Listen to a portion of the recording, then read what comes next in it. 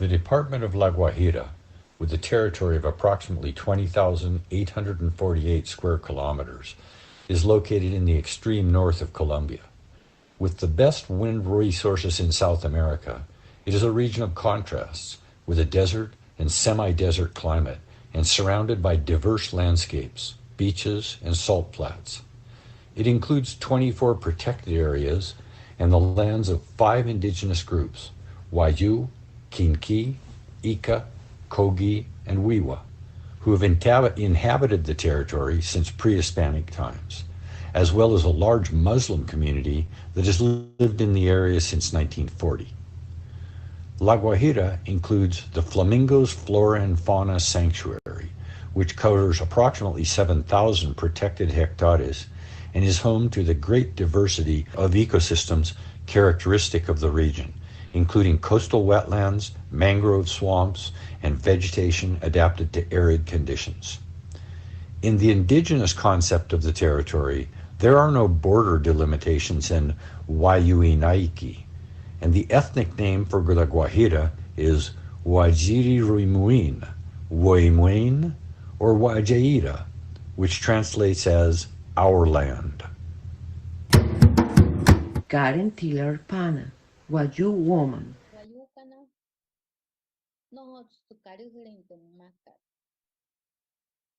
Colombia, Venezuela, Guanesia. Chaguaya, Seguaya. The Wayuu indigenous people have resided for many years in the state of La Guajira on the northern Colombian coast. We were born in the two nations, Colombia and Venezuela, which have no borders, because we have always been in both nations since the time of our ancestors. That's the case previously anyway, because today there are a lot of problems in entering the neighboring country. But nevertheless, the link between the two nations allows the Wayuu to continue to do so. So, for the Wayuu, there are no borders.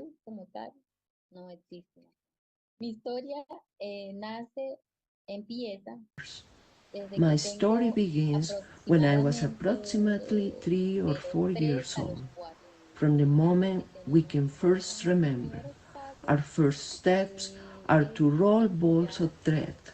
They teach us how to make the balls. The thread itself comes in a cone, and they teach us how to make the balls. I learned little by little, with as much as I could fit into my hand. Between the ages of 5 and 6, I was learning to place the designs, and exactly age of 7, I started to make the first large bag. But before that, I made smaller ones. I needed a backpack, and my mother sold it and bought me a gold earrings. I was very happy. I was already going to school, so in the afternoon I would finish doing my homework and start knitting with passion. From then on, I started knitting very often. The theme of the designs arises from the fact that many are indigenous designs, that they were taken from the footprint of animals, from sunsets, from landscapes, from things of our culture.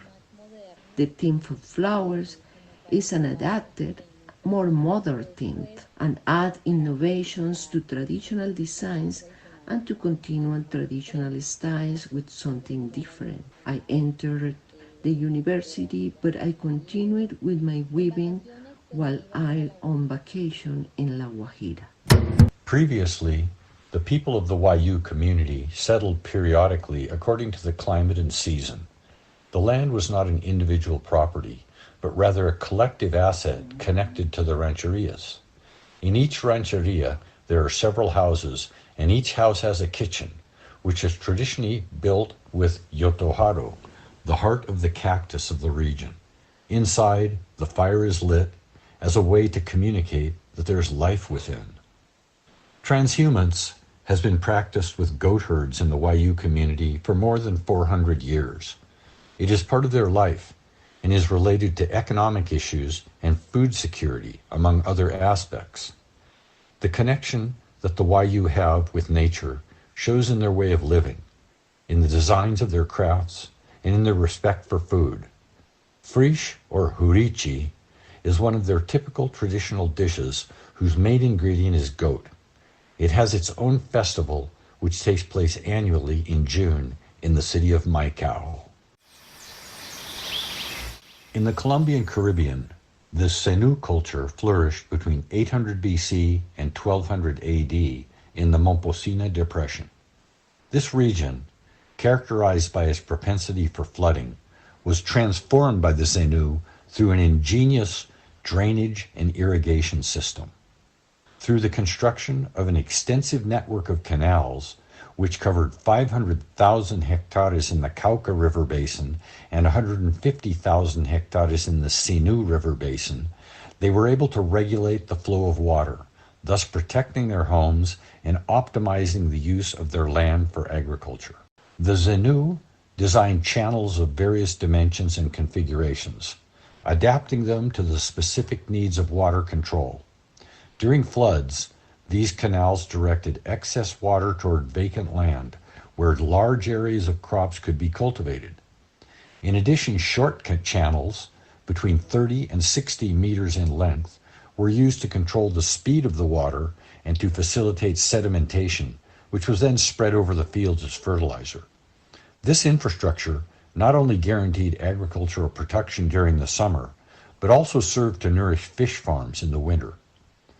Among the crops that thrived in this environment were corn, cassava, yams, and fruit trees.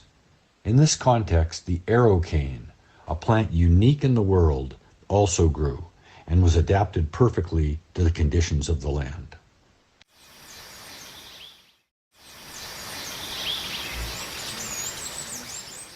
I came from an indigenous community called Nueva Estrella, part of the smaller council composed of 12 groups. The arrow cane is not found anywhere else on Earth. It was born in humid areas where it grows wild. Now it must be cultivated because it's no longer found in the wild due to the over-exploitation from making of the hats. When I was a child, I watched my mother weave in order to feed us and to provide economic support, food, and education. What little education we got was thanks to the craft of the hats. When I was little, we started to learn. As we saw my mother and my brothers knitting, we were also curious to learn. So what we do as children, we went to the plantains bushes and picked the leaves, and we also began to learn how to do the shingling, the process as my mother did to the process of the arrow cane. So we did that. We would make 3 ripens of the banana leaf, and we started like that. When my mother saw that we were weaving the banana leaf well, then she taught us to make the trim of the hat. Then I would start making the aging. I would get up early. There was a school in my community. We all went to weed after we left school. We started to weed the aging of the hat. It was supposed to be ready in 8 days. Well, when we started doing that, when we knit the hat with the arrow shank, it seems very weak, and my mother told us, "Tie it up. Put that on well and tie it well. Do it like this, backwards." So she was teaching us to improve and to create a better fabric. As we grew, we improved our weaving.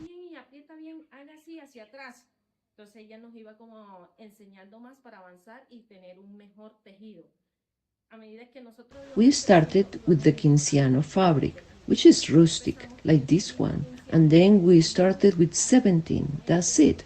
We went from chain to chain until we reached 23. We started with 17, from then came to 19, learning to improve our fabric, because to look at the Quinciano, how it looks so rough, then comes knitting 23. Also before, my mother fixed the hat with glue. Then it was moving forward, and we were doing in a circle. The glue is something that joins together, one braid after the other. You see how you start and then you can see when you start and the end. Yes, if in a previous hat you could see where it started and where it ended. In this one you can't see it. Everything is done in a circle. Today, we admire the ability of the Senu to transform their environment and coexist with the aquatic world, a clear reflection of their advanced hydraulic engineering and their deep connection with the land. This rich tradition is evident in the Department of Córdoba, where livestock and agriculture play a crucial role in the local economy. The soil of Córdoba is remarkably fertile and varied, thanks to its geography that encompasses mountains, hills, alluvial plains, and the foothill areas. This geographic diversity not only favors agricultural growth, but also supports a rich gastronomic culture. One of the typical dishes of the region is mote de queso, a delicious preparation that combines yam, salty or costeño cheese, garlic, onion, a local herb known as bleo, and a touch of lemon. The story of the Senu and their ingenuity in water management reminds us of the importance of preserving and valuing ancestral knowledge that, to this day, continues to influence agricultural practices and the cultural identity of this region through the integration of its traditions and natural resources.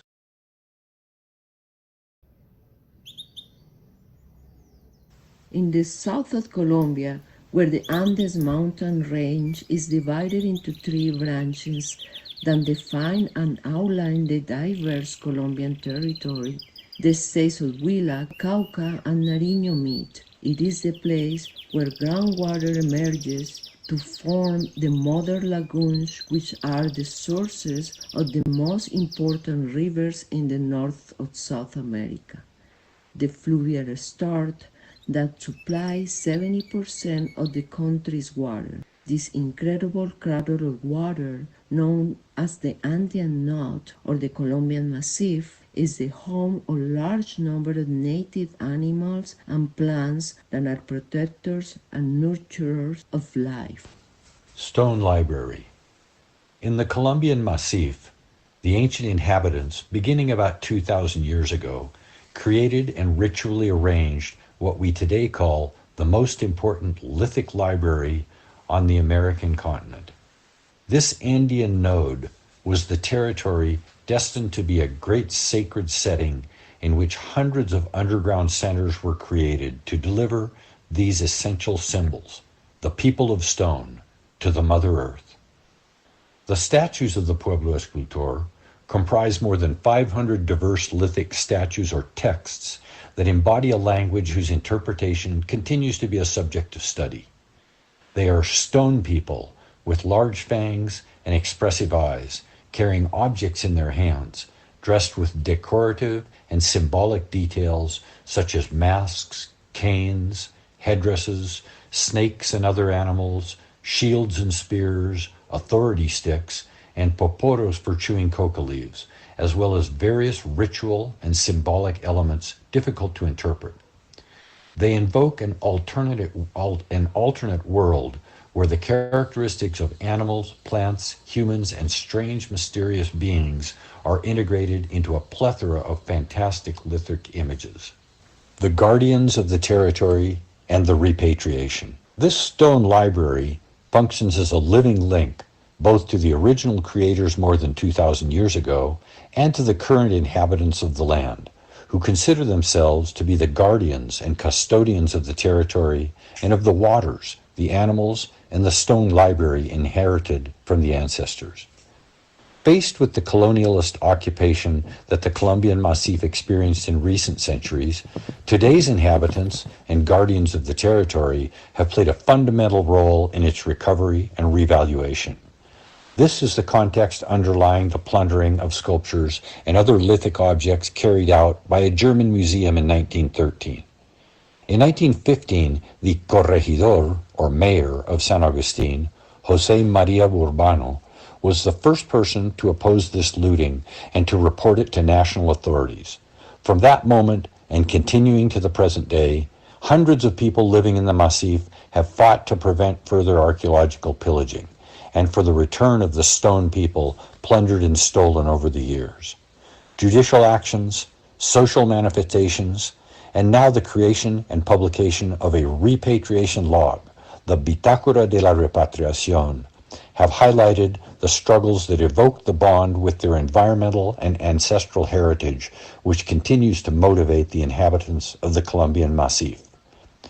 The identity of the people has its source in the past, and also in the present. Another identity icon of the state of Huila is the achira, a traditional snack crafted in local kitchens. Let us introduce to you the sagu, or achira plant. The root is processed in order to obtain the sagu or achira flour. It is grated and ground, the starch is separated, and is then spread on pallets for drying, and after sieving, is combined with additional products to create the flour for baking achira bread. Cultural expressions are fundamental to the identity of peoples, connecting their past with their present and symbolically granting them the right to exist.